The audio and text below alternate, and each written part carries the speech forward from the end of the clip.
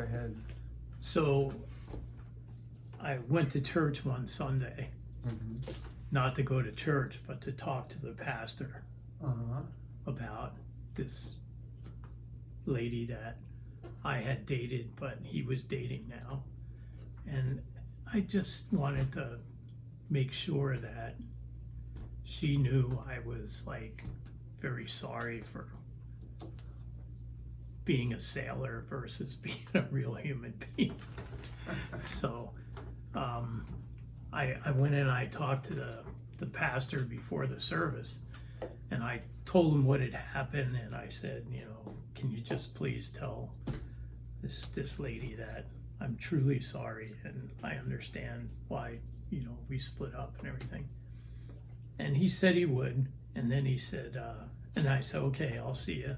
And it was probably about, 9:30 in the morning, and I was on my way to IHOP for 3 eggs over easy, and he said to me, you need to go into that church today.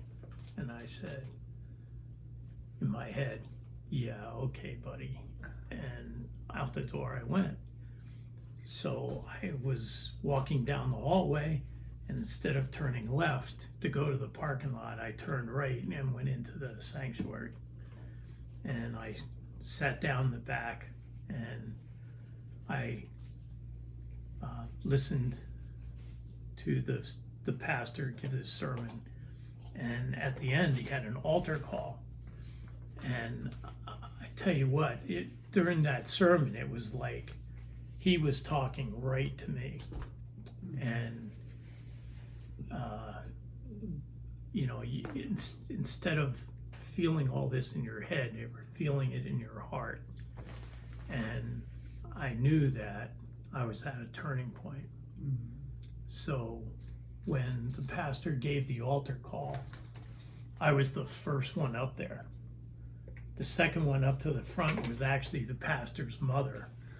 So I like to think that it was a special service just for me, but it could have been just for her, and I happened to be there. But so we went up front, and there were quite a few people, maybe 10 or 12, and they took us off to the side, and the pastor gave a blessing, and there was one of the elders who was actually a captain in the Navy, and he was the commander of a nuclear sub.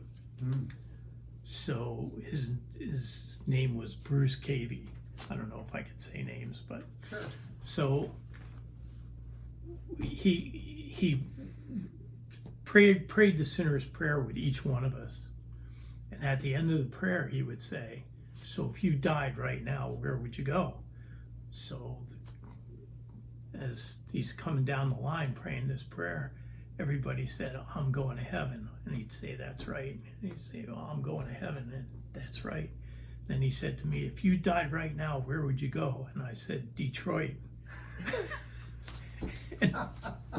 and he looked at me and he said, "Why would you say Detroit? I'm from Detroit." And I said, "Well, I'm sorry." I said, "But you have no idea what I've been doing in my life, So he said, "I'm going to call you this week." And I never thought he would, but he did on Wednesday night. So he said to me, "Well, how you doing?" I said, "I'm a wreck." I said, I don't know what's going on, but everything's changing. So I came home and I emptied all the liquor bottles and threw away all the beer, and I have one can of beer from 25 years ago in that refrigerator, and I keep it there just as a reminder that I don't need it. Mm-hmm. And basically just started to restructure my life. Mm-hmm. So this guy Bruce Cavey called me, and that's when he told me he was captain of a nuclear sub, and he said, "What do you do?" And I said, "Well, I'm the chief engineer aboard a ship."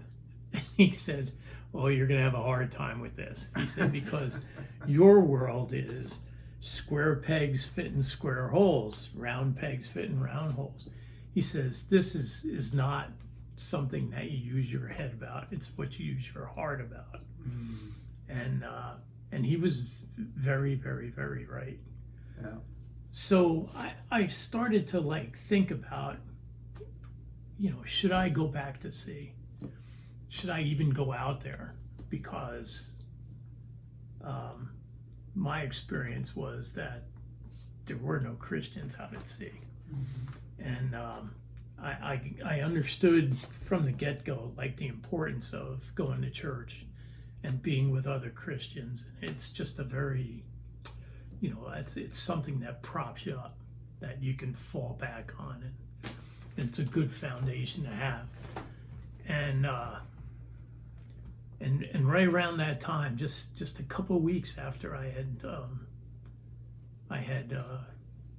given my life to the Lord, that a friend of mine called, and he wanted to know if I could start up a ship for him. And I thought, well, it's not really going to sea because the ship's right here in Norfolk. And I said, yeah, sure, I can go.